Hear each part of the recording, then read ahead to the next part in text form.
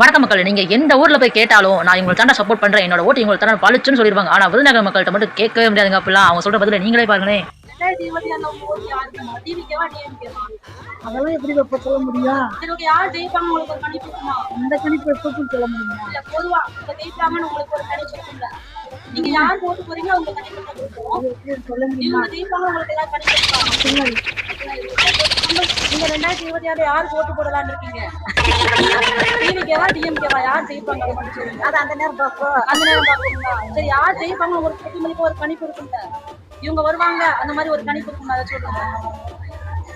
அந்த மாதிரிலாம் யோசிச்சது கிடையாது. அந்த மாதிரிலாம் நாங்க என்னைக்குமே யோசிச்சது இது வரைக்கும் நீங்க யாரும் ஓட்டு போட்டு எங்களுடைய வாக்கை யாருக்கும் சொல்லணும். நீங்க உங்களோட வாக்கு யார் ஜெயிப்பாங்கன்னு ஒரு கணிப்பு இருக்கும். அதான் நாங்க இதனால வந்து அதை யோசிச்சு பார்த்ததும் கிடையாது. அரசியல்ன்றதை நாங்க எடுத்துக்கிறோம். பொங்கலுக்கு 3000 ரூபாய் வாங்கியாச்சா? வாங்கியாச்சு. உங்களுக்கு அது பிரயோஜனமா இருந்துச்சா? அது பிரயோஜனமா தான் இருக்கு. இதுக்கு முன்னாடி 1000 ரூபாய் கொடுத்தாங்க, இப்ப 3000 ரூபாய் கொடுத்துருக்காங்க. அதனால எதனால அப்படி 3000 ரூபாய் திடீர்னு கொடுத்துருக்காங்கன்றது ஏதாவது கணிப்பு இருக்குமா உங்களுக்கு?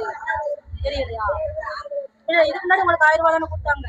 போன வருஷம் வரைக்கும் 1000 ரூபாய் கொடுத்தாங்க. காசே கொடுக்கலாம். கொடுக்கலையா? சரி, இந்த வருஷம் 3000 ரூபாய் வாங்கிருக்கீங்க. போன வருஷம் கொடுக்கல, இந்த வருஷம் 3000 ரூபாய் திடீர்னு எலெக்ஷன் டைம்ல கொடுத்துருக்காங்க. என்னமா? போன வருஷம் கொடுக்கல, இந்த வருஷம் கொடுத்துருக்காங்க.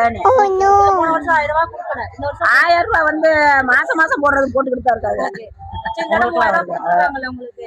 3000 ரூபாய் இந்த தடவை கொடுத்துருக்காங்க. திடீர்னு ஏன் இந்த 3000 ரூபாய் ஏந்திருக்காங்கன்னு ஏதாச்சும் அது பொங்கல் செலவுனாங்க. பொங்கல் செலவு